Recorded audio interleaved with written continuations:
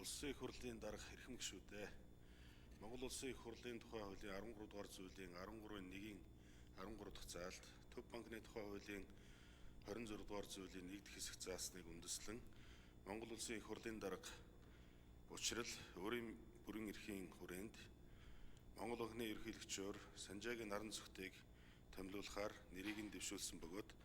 нэр дэвшигч наран цогт эдийн засгийн байнгын орооны нэр дэвших тухай хүсэлтийн загвар батлах тухай 2024 оны 3 дугаар тогтоолын дагуу өөрийн танилцуулах холбогдох бусад баримт бичгийн бүрдүүлж эдийн засгийн байнгын ороонд ирүүлсэн.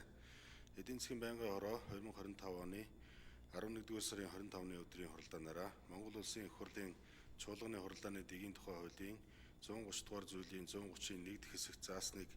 баримтлан нэр дэвшигчийн сонсголыг 2025 оны 12 дугаар сарын 16-ны өдөр зохион байгуулах сонсгол даргалагчаар Улсын их хурлын гишүүн өөрийн төвийг томилсон нэр дэвшигчийн сонсголын тов тогтоох сонсгол даргалагчийг сонгох тухай байнгын орооны 18 дугаар тогтоолыг баталсан. Эдийн засгийн байнгын орооноос 2025 оны 12 дугаар сарын 16-ны өдөр зохион байгуулсан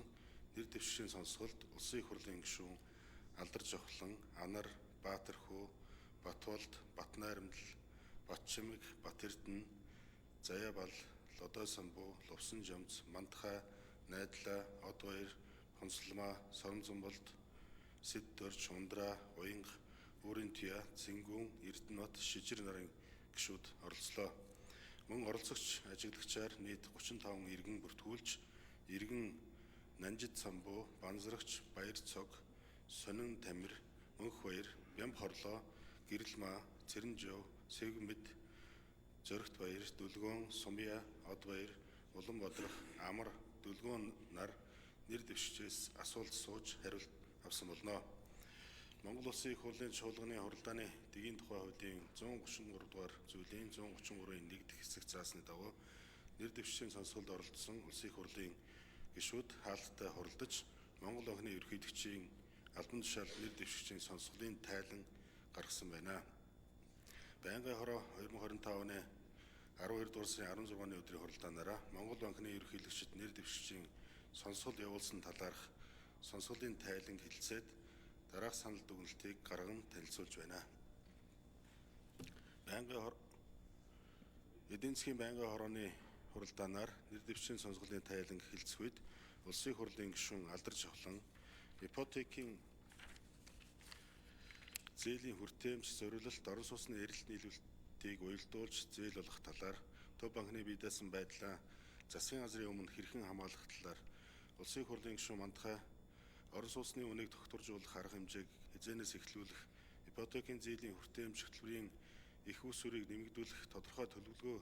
гаргах хэсэг, ипотекийн зээлээр баталгаажсан үн цасны талаар Улсын их хурлын гишүүн Анар валютын нөөцийг хэрхэн бүрдүүлэх, Төв банкны цахим төлбөрийн хэрэгслийн талаар Монгол банкны гадаад геополитикийн нөхцөл байдалд ямар бодлого баримтлан ажиллах талаар Улсын их хурлын гишүүн Сэд Дорж Монгол төгрөгийн чадахыг үнгүйдүүлэхгүй, улсын мөнгөн хөрөнгө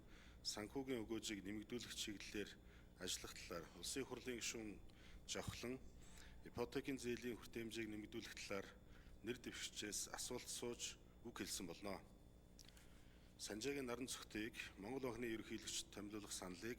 байнгын орооны хуралдаанд оролцсон гишүүдийн олонх дэмжлээ. Төв банкны тухай хуулийн 26 дугаар зүйлийн 8 дахь хэсэгт